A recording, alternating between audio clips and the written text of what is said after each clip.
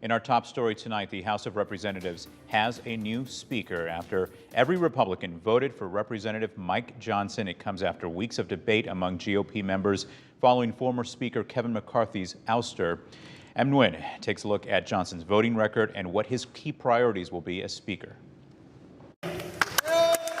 It took 4 times, but at last, a breakthrough on Capitol Hill. Exhausted House Republicans finally electing Representative Mike Johnson of Louisiana as the new Speaker of the House to replace their ousted leader, Kevin McCarthy. Therefore, the Honorable Mike Johnson of the state of Louisiana is duly elected Speaker of the House of Representatives.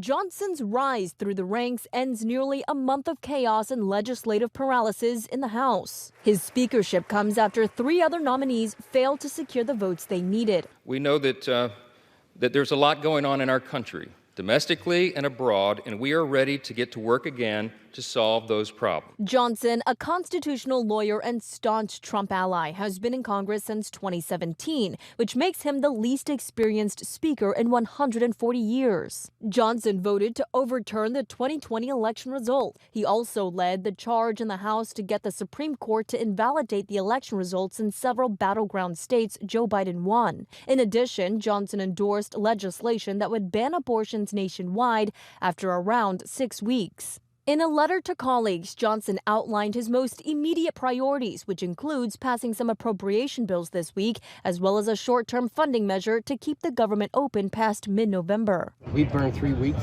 going through this to try to find a speaker now. We got to get something done. As they have on the prior votes for Speaker, House Democrats all voted for Minority Leader Hakeem Jeffries.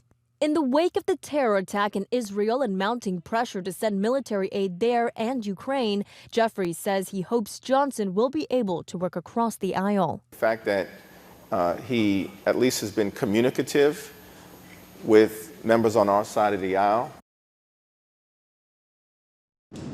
Now, the Democratic National Committee is calling Johnson the most extreme Speaker of the House in U.S. history.